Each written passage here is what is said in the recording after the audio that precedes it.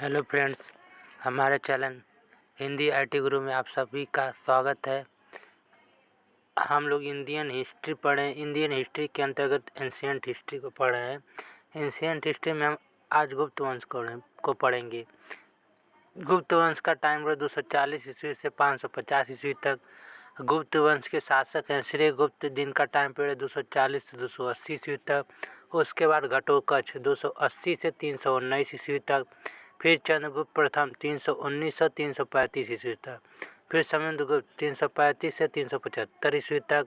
फिर रामगुप्त 375 से 380 ईस्वी तक। चंद्रगुप्त द्वितीय 380 से 414 ईस्वी तक। फिर कुमारगुप्त 414 से 455 ईस्वी तक। स्कंदगुप्त 455 से 467 ईस्वी तक। पूर्वगुप्त 467 से 475 ईस्वी तक।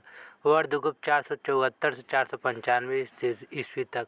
नरसिंहगुप्त द्वितीय 495 510 ईस्वी। भानुगुप्त 510 ईस्वी तक। फिर वैनगुप्त गुप्त द्वितीय तथा विष्णुगुप्त को हम गुप्त वंश के अंतर्गत पढ़ेंगे। गुप्त वंश के जाति से संबंधित विद्वानों ने भिन्न भिन्न विचार बताए, मतलब अलग अलग विचार बताए हैं विद्वान और गुप्त वंश की जाति। हेमचंद्र राय चौधरी ने बताया यह ब्राह्मण हैं, और गौरी शंकर ओझा, एलिन अलेतर एवं सोमील वापर इन्हें वैश्य बताए हैं, और केपी जायसवाल इन्हें शूद्र बताए हैं। नोट: सर्वाधिक विद्वानों के मतानुसार गुप्तवंश वैश्य थे। अब हम पढ़ेंगे श्रीगुप्त 240 ईस्वी से 280 ईस्वी तक। गुप्त वंश का संस्थापक श्रीगुप्त थे। श्रीगुप्त ने मगध यानी साम्राज्य की राजधानी पाटलिपुत्र में बनवाए थे। श्रीगुप्त ने महाराज की उपाधि धारण किए थे। मुद्रा साक्ष्यों से ज्ञात होता है कि श्रीगुप्त ने मिगशीरवान का मंदिर बनवाए थे में स्थापित किए थे। इस मंदिर के खर्च के लिए 24 ग्राम दान में दिया गया था। घटोत्कच 280 से 319 ईस्वी तक। श्रीगुप्त के पुत्र घटोत्कच मगध साम्राज्य के राज सिंहासन पर बैठते हैं। घटोत्कच के संदर्भ में साक्ष्यों का अभाव यानी साक्ष्यों की कमी पाई जाती है। घटोत्कच ने महाराज की उपाधि धारण किए थे। अब चंद्रगुप्त प्रथम 319 ईस्वी से 335 ईस्वी तक। गुप्त वंश का वास्तविक संस्थापक चंद्रगुप्त प्रथम थे। चंद्रगुप्त प्रथम ने लिच्छवियों के राजा विश्वदेव की 13वीं कन्या राजकुमारी कुमार देवी से विवाह किए थे। चंद्रगुप्त प्रथम एवं कुमार देवी से उत्पन्न पुत्र समुद्रगुप्त थे। इन्हें लक्ष्मीदायी कहा जाता है। चंद्रगुप्त प्रथम ने सबसे पहले राज की उपाधि धारण किए थे। चंद्रगुप्त प्रथम ने 319 ईस्वी में गुप्त संवत चलवाए थे। गुप्त संवत एवं शक संवत के बीच 241 वर्ष का अंतर पाया जाता है। गुप्त वंश संवत और शक संवत के बीच 241 वर्ष का अंतर पाया जाता है। चंद्रगुप्त प्रथम ने छोटे स्तर पर चांदी का सिक्का जारी किए थे। गुप्तों का पहला सिक्का राज दंपति प्रकार या विवाह प्रकार का था। अब समुद्रगुप्त चंद्रगुप्त के पुत्र 335 ईस्वी 375। इनके पिता चंद्रगुप्त प्रथम होते हैं और माता कुमार देवी होती है। यह लिच्छवी वंश से होते हैं। इनसे उत्पन्न पुत्र समुद्रगुप्त होते हैं, जो सर्वराज्यी चौथा है। यह लिच्छवी द्रोहित हैं। गुप्त वंश के सबसे शक्तिशाली राजा यही थे। चंद्रगुप्त प्रथम के पुत्र समुद्रगुप्त मगध के राज सिंहासन पर बैठे थे। गुप्त वंश में सबसे अधिक शक्तिशाली और सबसे अधिक साम्राज्य विस्तार समुद्रगुप्त ने ही किया था।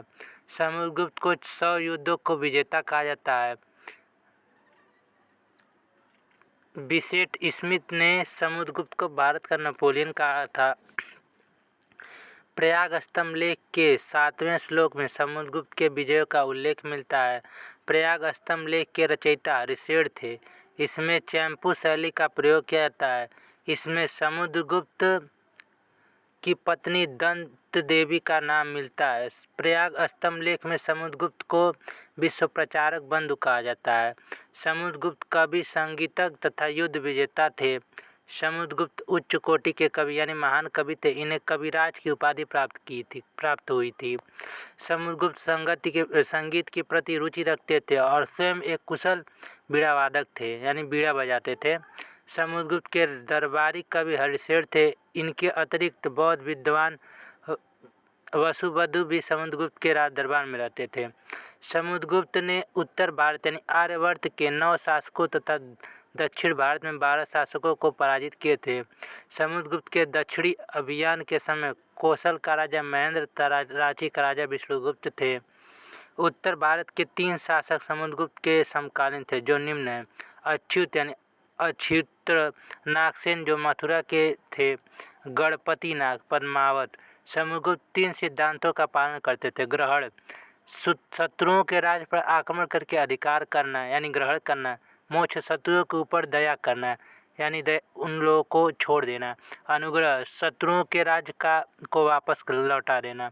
समुद्रगुप्त ने असमयिक प्रकार के सिक्के से पता चलता है कि समुद्रगुप्त ने विजय प्राप्त करके एक असमयिक यज्ञ करवाए थे।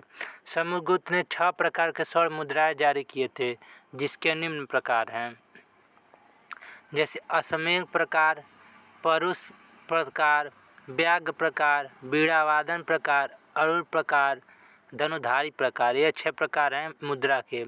समुद्रगुप्त के समकालीन सिंघल यानी श्रीलंका नरेश मेघवर्धन ने समुद्रगुप्त से गया में बुद्ध की मूर्ति बनवाने की अनुमति मांगे थे।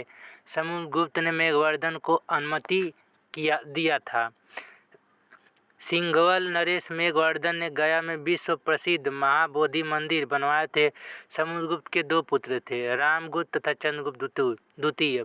समुद्रगुप्त के ज्येष्ठ पुत्र रामगुप्त तथा छोटा पुत्र चंद्रगुप्त द्वितीय थे। अब हम पढ़ेंगे समुद्रगुप्त के पुत्र रामगुप्त। इनका टाइम पीरियड 375 से 380 ईस्वी तक। समुद्रगुप्त के ज्येष्ठ पुत्र रामगुप्त मगध राज सिंहासन की गद्दी पर बैठे थे। रामगुप्त अयोग्य, दुर्बल एवं अनुभवहीन शासक थे। इनके पास किसी चीज़ की जानकारी नहीं थी। विशाखदत्त की पुस्तक देवी चंद्रगुप्तम से रामगुप्त की जानकारी प्राप्त होती है।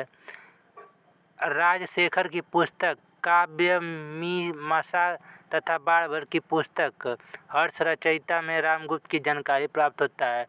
प्रसिद्ध कवि एवं लेखक जयशंकर प्रसाद की पुस्तक ध्रुव स्वामिनी नामक नाटक में रामगुप्त की पत्नी ध्रुव देवी तथा चंद्रगुप्त द्वितीय के बीच प्रेम प्रसंग का वर्णन मिलता है। रामगुप्त के समय बंगाल में कैकवर्त का विद्रोह हुआ था, जिसमें रामगुप्त ने कठिनाइयों का सामना करते हुए विद्रोह को दबाया था। रामगुप्त की दुर्बल स्थिति के कारण शक शासक यानी शक राज पर आक्रमण होने लगा। रामगुप्त शकों के आक्रमण से परेशान होकर अपनी पत्नी ध्रुव देवी को शकराज के पास भेजने का निर्णय लिया, लेकिन छोटा भाई चंद्रगुप्त द्वितीय का इसका विद्रोह किए थे। चंद्रगुप्त द्वितीय ने अपने वंश की प्रतिष्ठा बनाने के लिए ध्रुव देवी का भेष बदलकर शकराज के शिविर में चले गए, जहां चंद्रगुप्त द्वितीय ने चतुराई के कारण शकराज मारे गए। उसके बाद चंद्रगुप्त द्वितीय ने भाई की हत्या करके ध्रुव देवी से विवाह कर लिया। अब चंद्रगुप्त द्वितीय 380 से 414 ईस्वी तक। इनका अन्य नाम यानी दूसरा नाम देवगुप्त देवराज देवर्षि था। इनकी उपाधि विक्रमादित्य थी। चंद्रगुप्त द्वितीय का विवाह नाग वंश की राजकुमारी कुबेर नागा से हुआ था। कुबेर नागा से उत्पन्न पुत्र प्रभावती गुप्ता थी। पुत्री प्रभावती गुप्ता थी। चंद्रगुप्त द्वितीय ने अपने भाई रामगुप्त की पत्नी ध्रुव देवी से विवाह किया था। ध्रुव देवी से उत्पन्न संतान कुमार गुप्त थे।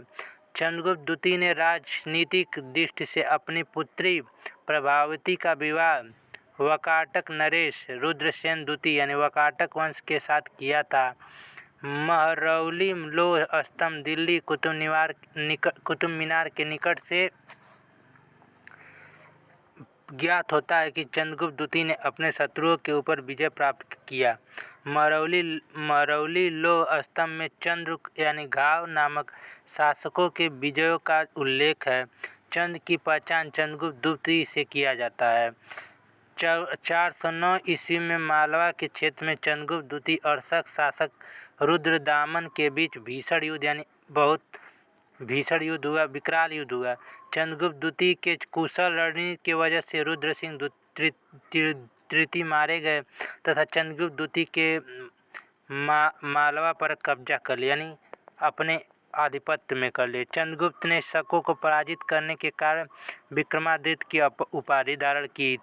मालवा के क्षेत्र यानी स्रोत में व्याघ्र शैली के चांदी के सिक्के चलवाए थे। वारामिहिर के ग्रंथ बृहत् संहिता, पंचसिद्धिका, वशिष्ठ साप्ताहिक तथा लघु जातक।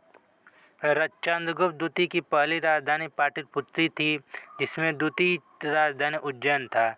चंद्रगुप्त के उज्जैनी राजदरबार में नवरत्न विद्वान रहते थे। इनके नवरत्न निम्न थे: कालिदास पहले, फिर दूसरा वारामिहिर, तीसरे धन्वंतरी, चौथे वाररुचि तथा पांचवें झपड़क, छठवें शंकु, सातवें अमर सिंह, आठवें बेताल भट्ट तथा नौवें घटक पर। चंद्रगुप्त द्वितीय के कार्यकाल का कला एवं साहित्य की दृष्टि से स्वर्णयुग कहा जाता था, यानी सोने का काल कहा जाता था। चंद्रगुप्त द्वितीय ने 5 प्रकार के स्वर्ण मुद्राएं जारी किए थे: धनुधारी प्रकार के, छत्रधारी प्रकार के, अश्वरोही प्रकार के, सिंह निहता प्रकार के, पलंग प्रकार के।